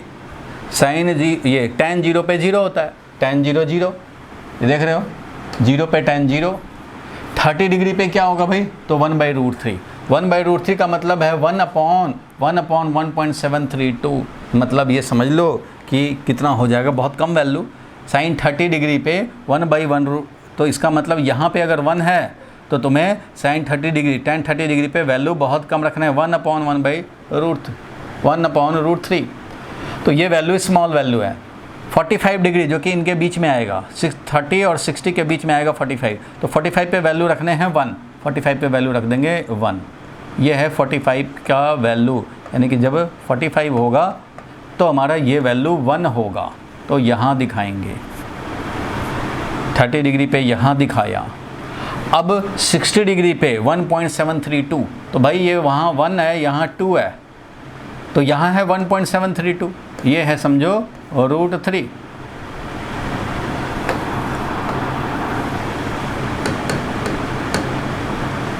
ये है 2 और ये वाला है √3 वैल्यू, दैट इज 1.73, ये वैल्यू है। तो यहाँ पे दिखाओगे भाई कब, जब ये 60 डिग्री पे है तब, तो 60 डिग्री पे जब जाएंगे तब ये वैल्यू दिखा पाएंगे। और 90 डिग्री पे क्या होता है, नॉट डिफाइंड। नॉट डिफाइंड होता है और किसी किसी बुक में लिखा रहता है इनफाइनाइट। तो भाई ये एक्चुअली 90 डिग्री पे आते आते ये इनफाइनाइट होने लगा, इसलिए कहीं पे डॉट आप लगा नहीं सकते, कहीं पे भी नहीं लगा सकते। वेरी लार्ज वैल्यू, इसको ऐसा बोल सकते हैं, वेरी लार्ज वैल्यू। तो एक्चुअल में ग्राफ इसका ऐसे होता है, 90 डिग्री तक में तो ऐसे होता है ग्राफ। ये जो रेफरेंस लाइन जो दिख रहा है तुम्हें, उस पे ये टच करने जैसा होता है, टच करता नहीं है कभी। ये है इसका ग्राफ। और ये इधर तो ऐसे दिखा दिया, इधर कैसे होगा भाई, तो इधर ये 0 से 90 पता है, तो tan का इधर ऐसे ग्राफ होगा। चलो 0 से 90 तो सबको पता है, पता लग गया। अब मैं तुम्हें अलग से एक डायग्राम दिखा देता हूँ जिसमें तुम्हें और क्लियरिटी मिल जाए। ध्यान देना, ये है, मान लो थोड़ा डिफरेंट दिखाएं। ये वाला है y एक्सिस और इधर है x एक्सिस। तो मैं दिखा रहा हूँ तुम्हें, ये है 90 डिग्री यानी कि π/2, और इधर है -π/2, -90 डिग्री, -π, ये हो गया -3π/2 और ये हो गया -2π। सिमिलरली π/2 ये हो गया तुम्हारा पाई हो गया, इधर हो गया 3π/2, इधर हो गया 2π। ध्यान देना, इधर हो गया 2π। ये मैं 90 डिग्री पे ऐसे रेफरेंस लाइन दिखा रहा हूँ क्योंकि यहाँ पे हमें इनफाइनाइट पहुँचाना है, इसलिए 10x का जब ग्राफ प्लॉट करते हैं तो 90 और -90 वाले को रेफरेंस लाइन बना लो भाई, क्योंकि तुम्हें इतने से इधर नहीं आना है, बाउंड्री है। 3π/2 पे भी ऐसे दिखा दो, ऐसे ग्राफ दिखाने पड़ते हैं। इधर भी -3π/2 पे ये रेफरेंस लाइन दिखा रहे हैं। अब एक ही डायग्राम एक ही स्पेस में दिखा रहे हैं, इसलिए थोड़ा सा तुम्हें देखने में परेशानी हो सकता है। फिर भी कोशिश करते हैं, थोड़ा अलग कलर कर देते तुम्हें ग्रीन से दिखाते हैं। देखो 0 पे ऐसे और ये हो गया ऐसे, तो इधर भी ये होगा ऐसे। फिर यहाँ पे 90 डिग्री के बाद क्या होता है, तो जो देखो यहाँ पे -90 से लेकर के 90 तक में जो भी हाल होगा वही हाल इसका फिर अलग से। ये देखो -90 से 90 180 में जो हाल होगा वही फर्दर 180 में, मीन्स यहाँ पे फिर ये ऐसे चलेगा, ऐसे। फिर आगे अगर हो ऐसे, फिर इधर देखेंगे -3π/2, इधर π/2, तो ये चलता है ऐसे, चलता है ऐसे, ऐसे। ये है y = 10x का ग्राफ। इट रिपीट्स ऐसे, फिर ऐसे, फिर ऐसे। It repeats after every pi time interval. देख रहे हो -π/2 से लेकर के π/2 तक में ये रिपीट हो रहा है। तो इसलिए tan x is also a periodic function with period कितना, पाई। sin x cos x होता था, उसका पीरियड होता था 2π के बाद रिपीट होता था। ये तो पाई के बाद ही रिपीट करता है। तो ये आप चाहो तो ग्राफ ड्रॉ कर सकते हो। 90 डिग्री तक का तो मैंने ऐसे दिखा दिया था, ये पिंक वाले से। जो 90 डिग्री का हाल है और यहाँ स्पेस नहीं था इसलिए मैंने बताया ऐसे है। कैसे है भाई, तो ये है 0 से 90 वाला। 0 से 90 वाला जैसे होगा, जैसे दिखाया तुमने, वैसे ही इधर भी ऐसे। फिर इधर देखो पाई के अराउंड वैसा ही काम होगा जैसा 0 के अराउंड हुआ था। फिर ये ऐसे, फिर 2π के अराउंड भी वैसा ही काम होगा जैसा 0 के पास हुआ था। उधर भी -π के पास भी ऐसा ही होगा जैसा 0 के पास हुआ था। फिर -2π पे भी वही काम होगा जैसा 0 के पास हुआ था। तो इस तरह से ये रिपीटिंग फंक्शन है tan x। तो यहाँ पे मैं लिख सकता हूँ, हेंस आप भी लिख सकते हो, hence y = tan x is a periodic that is repeating function। ठीक है, जिसका कि पीरियड कितना होगा, तो पीरियड होगा इसका pi. After every pi it repeats. बोलो भाई, यहां तक क्लियर हुआ? Yes sir.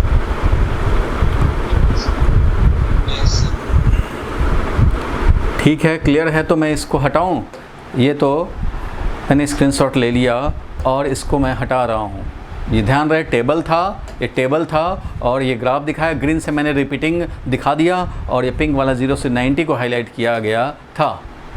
अब इसको हम लोग चाहें तो अलग से दिखाना हो, अगर क्यों भाग रहे हो, y = tan x को पहचानना हो अगर, ध्यान देना, तो इसको हम लोग ऐसा दिखा सकते हैं। ये है भाई, ये 90 डिग्री वाला कंडीशन है, फिर ये ऐसे चलेगा, फिर ये ऐसे, ये पाई वाला है, ये 0 वाला है, ऐसे ही ये चलता रहेगा आगे भी। ये 2π वाला कंडीशन है, इस तरह से चलेगा। और इधर भी -90 पे ये हाल है, तो इधर -π पे भी ऐसे ही ये रिपीट होने हैं। इसलिए देखो tan x को बोला जाता है कि π/2 यानी 90 डिग्री पे ये होता है अनडिफाइंड। 90 डिग्री पे क्या हो जाता है, अनडिफाइंड। यही तो है 90 डिग्री। 90 डिग्री पे अनडिफाइंड इसलिए बोलते हैं क्योंकि 90 से थोड़ा भी पहले, ध्यान देना भाई, सारे लोग 90 डिग्री से थोड़ा भी पहले अगर 89 डिग्री बोलें तो tan 89 डिग्री पे वेरी लार्ज वैल्यू है, वेरी लार्ज वैल्यू।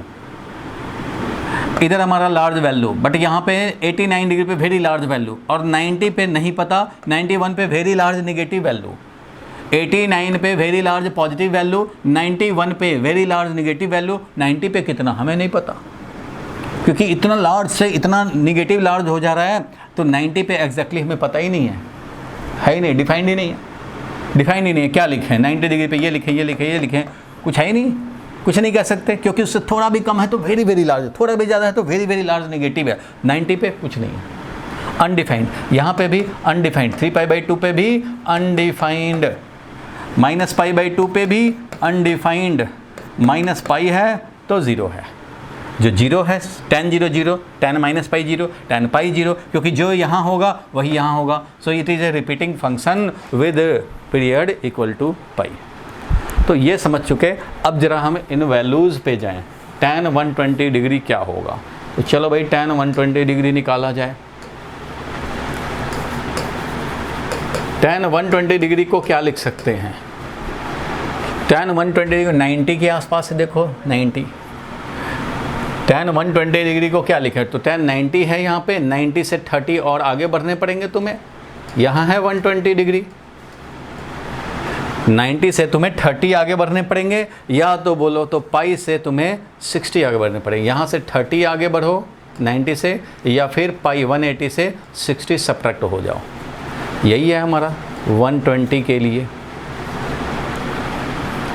तो इसका वैल्यू क्या कहेंगे भाई, तो देखो यहाँ से निकाल सकते हो, वैसे जब ज़रूरत हो तो, फिज़िक्स में कम ही ज़रूरत पड़ता है, कभी कभी ज़रूरत पड़ता है। तो tan 120 के लिए क्या लिखेंगे भाई, तो पाई का वैल्यू हमें पता होता है। अब पाई से 60 कम होने पे इसको लिख सकते हैं tan π - 60 डिग्री।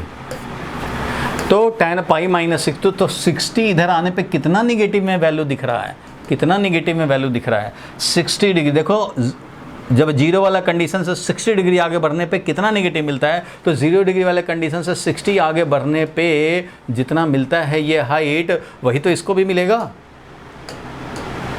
देखो 0 वाला कंडीशन ये भी है, 0 वाला कंडीशन ये भी है, इधर पॉजिटिव की तरफ बढ़ रहा है, इधर नेगेटिव की तरफ बढ़ रहा है। 60 डिग्री पे कितना होता है भाई, तो √3 होता है। तो 0 वाले कंडीशन से 60 इधर जाओ, चाहे 60 इधर जाओ, 60 इधर जाओगे तो √3 पाओगे, 60 इधर जाओगे तो -√3 मिलेगा। वैसे ही आप देखो पाई -60 डिग्री, तो tan पाई में से 60 डिग्री सब्ट्रैक्ट करने पे कितना निगेटिव मिल रहा है भाई वैल्यू, कितना निगेटिव वैल्यू मिल रहा है, जितना इधर से 60 डिग्री जाने पे पॉजिटिव वैल्यू मिलता है। तो कितना मिलता है भाई, वो तो यहाँ पता ही है, 0 से 90 वाले में पता है तुम्हें, तो सब पता है। तो ये 60 डिग्री पे मिल रहा है √3, इसलिए यहाँ पे tan π - 60 कितना मिल गया, -√3 मिल गया। तो ये वैल्यू क्या हो जाएगा, -tan 60 डिग्री, दैट इज -√3 है।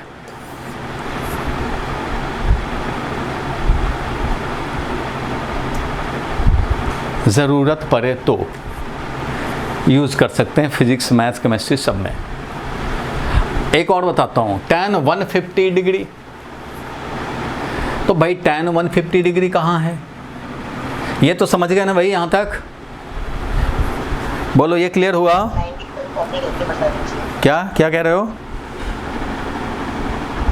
सर tan 90 + 30 माने 120 डिग्री की वैल्यू। हाँ, तो tan 90 + 30 करके अगर निकालना चाहते हो तो भी तुम्हारे पास ऑप्शन है।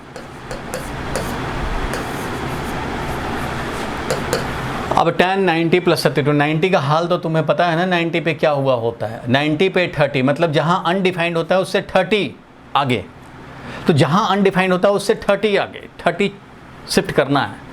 तो भाई जहाँ अनडिफाइंड होता है उससे अनडिफाइंड वाले कंडीशन से 30 आगे जाएं।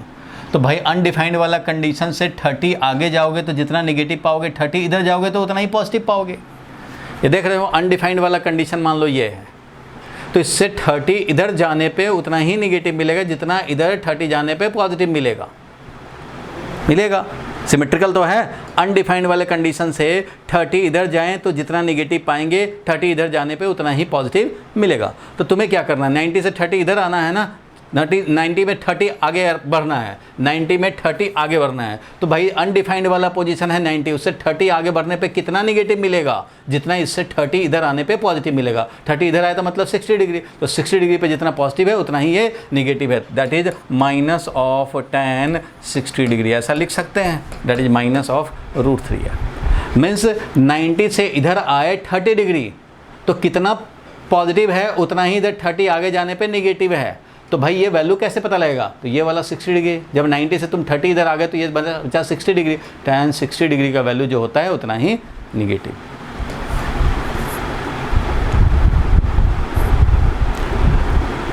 इस तरह से निकाल सकते हैं।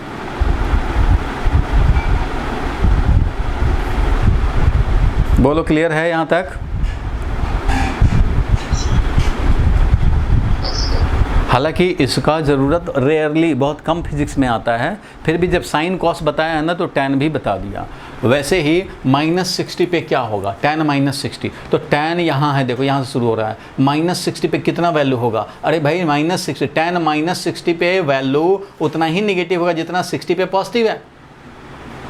tan देख रहे हो, tan -60 पे कितना है निगेटिव में, उतना ही जितना tan 60 पे पॉजिटिव है, तो इसका मतलब हो गया कि माइनस ऑफ tan 60 डिग्री, कितना निगेटिव, जितना tan 60 का वैल्यू है, दैट इज माइनस ऑफ √3। तो माइनस ऑफ,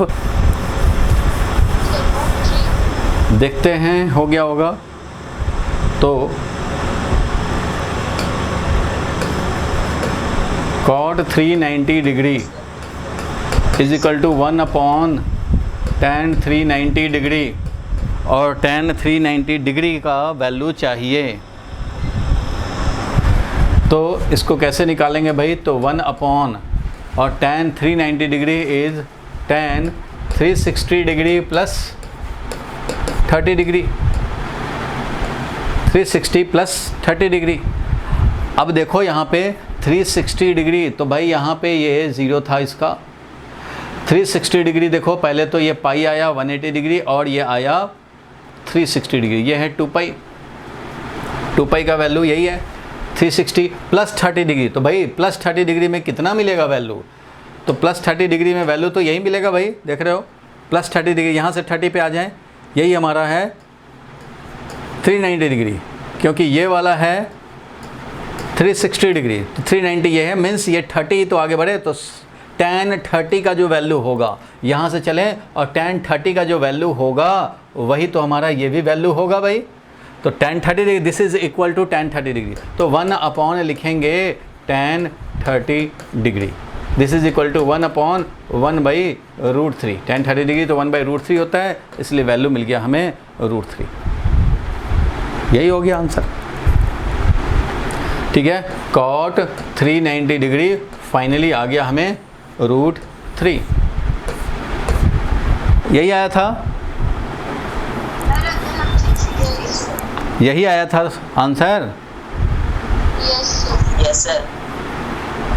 किसको डाउट है भाई, डाउट पूछो। सर अगर हम 360 से 30 पहले जाएंगे तो सर वो तो 60/9 पे नहीं आ जाएगा 60 डिग्री।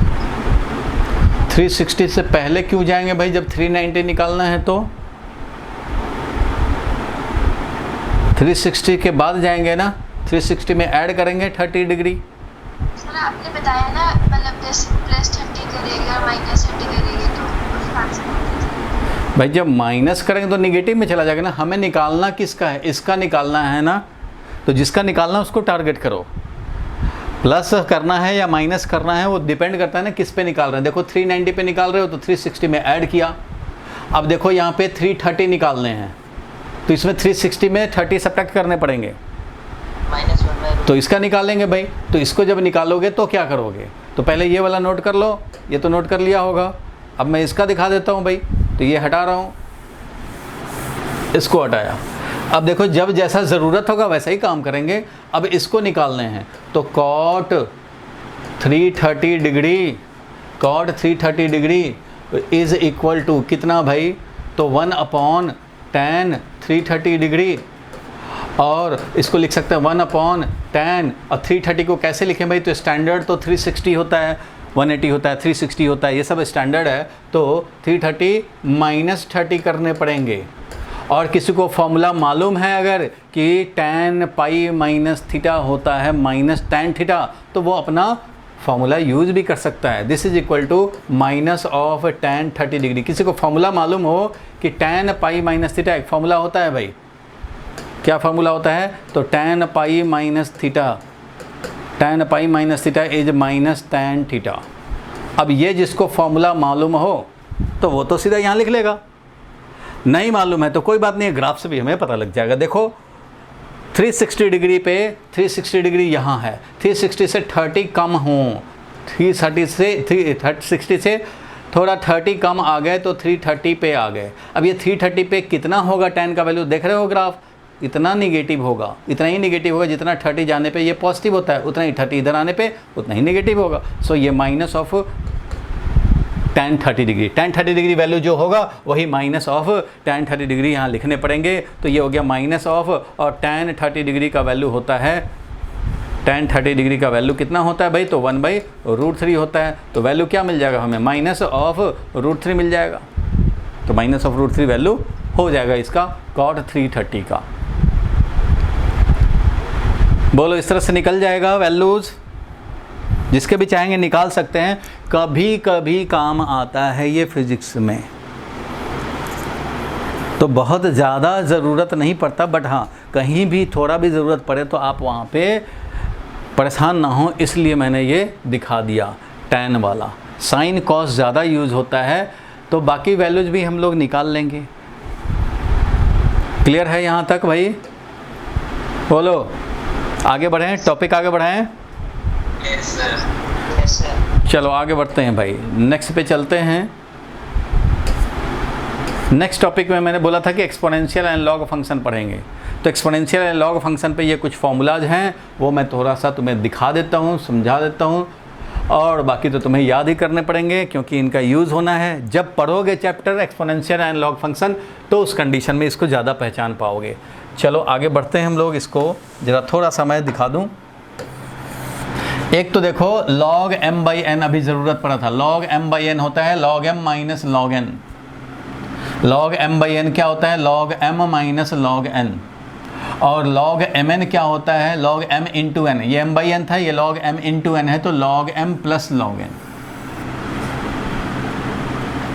दूसरा फॉर्मूला ये, जैसे मान लो log 2 इंटू 3 हो जाए तो इसको तुम लिख सकते हो log 2 प्लस log 3, तो log 2 इंटू 3 हो जाएगा। और log मान लो m है माइनस log n है, तो इसको हम लोग लिख सकते हैं log m अपॉन n।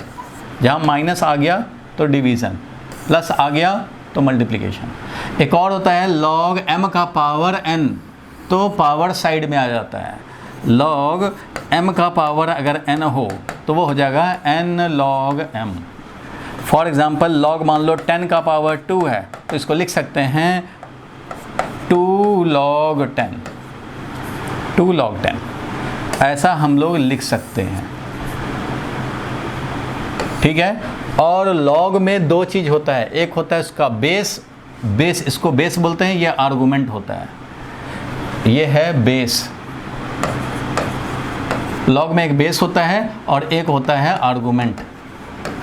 मतलब इसी पे तो आर्गू करेंगे, log कितना, log 10, log 5, तो 5 या 10 ये सब आर्गूमेंट है और ये बेस होता है log का। कुछ ना बोला जाए तो बेस e है, कुछ ना बोला जाए तो क्या है? बेस e है, e वही एक्सपोनेंशियल वाला e। और ऐसा अगर हो जाए बेस, कभी कभी देखो ये 3 फार्मूला हैं जो फिज़िक्स में ज़्यादा इंपॉर्टेंट है। बाकी ये जो फार्मूलाज हैं ये कम यूज़ होते हैं फिज़िक्स में, मैथ्स में ज़्यादा यूज होते हैं। और ये लास्ट वाला भी फार्मूला फिज़िक्स में ज़्यादा यूज होता है, बेस चेंज करना। तो बेस चेंज करना क्या होता है? देखो ये है, मान लो e बेस पे log b to the base e पढ़ते हैं इसको। अगर e बेस को हटा के 10 बेस करना हो तो इसमें हम लोग 2.303 से मल्टीप्लाई करेंगे तो मिल जाएगा हमें ये log b 10 वैल्यू पे। अच्छा, आप लोगों में से कुछ लोग सोच रहे होंगे ये तो पूरा एक चैप्टर है भाई मैथ्स में, थोड़ा सा मैंने फॉर्मूला बस रिकॉल कराया। बेस अगर चेंज करोगे e से 10 बेस पे तो 2.303 से मल्टीप्लाई करना पड़ता है। ये आएगा आगे के चैप्टर में यूज़। और आप सोचेंगे अच्छा इसका वैल्यू क्या होगा, तो वैल्यू क्या होगा, तो उसके लिए जिस तरह से साइन और कॉस का टेबल होता है वैसे ही लॉग का भी टेबल होता है। लॉग 10 बेस पे टेबल मिलता है।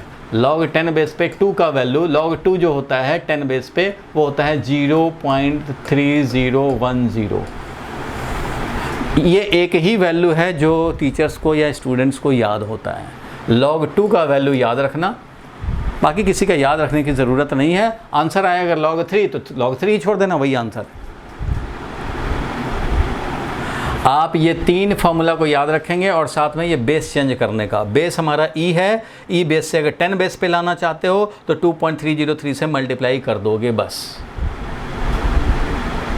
बाकी ये सब फॉर्मूला बेस चेंज करने पे है, ये ज़्यादा मैथ्स में यूज़ होता है। ये ज़्यादा मैथ्स में यूज़ होता है। लिस्टिंग के लिए हमने फॉर्मूला लिस्ट कर दिया, बट ये मैथ्स में ज़्यादा यूज़ है और ये वाला मैथ्स फिजिक्स सब में यूज़ है। इसलिए जो राउंड किया है इनको आप याद रखेंगे। आपको फिजिक्स पॉइंट ऑफ व्यू से इतना से ज़्यादा की ज़रूरत नहीं है लॉग में। ये 3 फॉर्मूला, एक ये बेस चेंज करने का, ये याद रखने हैं। जब कभी भी कैलकुलेशन में यूज़ होगा तो कैलकुलेशन में ये आपका काम आएगा। याद कर लोगे ये 3 फार्मूला और ये बेस चेंज का। बाकी ये ना भी याद रहे तो फिजिक्स में दिक्कत नहीं आएगी। बोलो भाई, क्लियर है यहाँ तक? ये याद कर लेंगे। आज मैथमेटिकल ही है, नेक्स्ट क्लास होगा चैप्टर 1 फिनिश करेंगे। चैप्टर 1 को देखेंगे, फिजिक्स का चैप्टर 1। अभी तो हम लोग फिजिक्स के लिए बैकग्राउंड तैयार कर रहे हैं। ये क्लियर हुआ यहाँ तक? ये 3 फार्मूला याद रखने हैं, फिजिक्स में बहुत यूज़ होता है इसलिए। और ये लास्ट वाला फार्मूला याद रखने हैं। बोलो भाई, यहाँ तक क्लियर है? बोलो। यस। अब आप सोचेंगे ये समझ में नहीं आया। समझ में नहीं आया तो समझ आया नहीं गया है अभी, बस फार्मूला बताया जा रहा है, ये यूज़ करने हैं। और मैथ्स में जब होगा तो आप थोड़ा बहुत समझ पाएंगे। अभी आगे बढ़ते हैं हम लोग, नेक्स्ट टॉपिक पे चलते हैं। नेक्स्ट जो है मैथमेटिकल जो काम आता है वो है एक्सपोनेंशियल फंक्शन। तो ये भी थोड़ा सा हम लोग जान ले, बस इतना ही जाने कि फिज़िक्स में हमें प्रॉब्लम कम हो। तो भाई ठीक है, इसको समझते हैं क्या है। थोड़ा सा बस बात जानने हैं जितना काम का है। तो ये क्या है ज़रा ये देखा जाए। y = e⁻x। कुछ लोगों के दिमाग में आ रहा होगा कि अच्छा ये लॉग फंक्शन क्यों दे दिया है।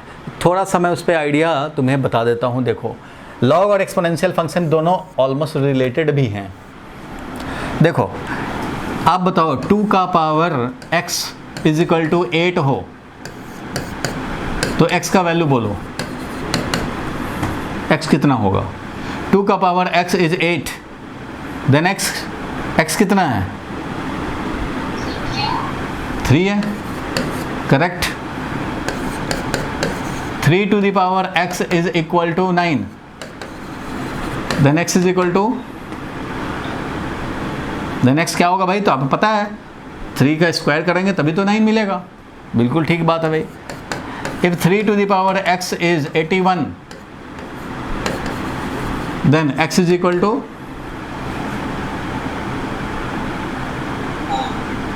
x is equal to 4। और अगर मैं बोल दूं कि if 3 to the power x is 80, then x is equal to, तो कंफ्यूज हो जाएंगे, नहीं बता पाएंगे। वैसे ही अगर 2 का पावर x हमारा 8 था, आपने 3 बता दिया। अगर 2 का पावर x को मैं 9 बोलूं या 10 बोलूं तो क्या आप बता पाएंगे x? नहीं बता पाएंगे, नहीं बता पाएंगे भाई, इसमें कंफ्यूज हो जाएंगे। बोलो, क्लियर है? ऐसे कंडीशन में तुम्हारा लॉग काम करेगा।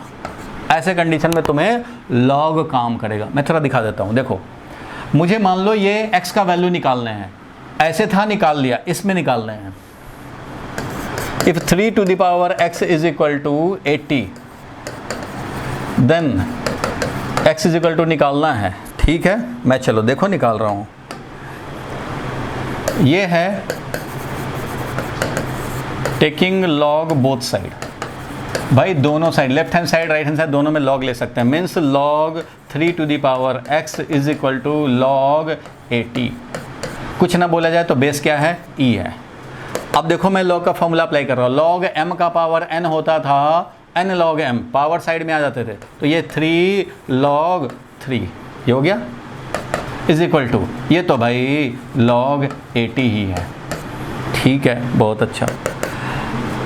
ये 3 लॉग x है ना भाई, x साइड में आ गया, अरे x पावर था x साइड में आ गया और log 3 यही हो गया।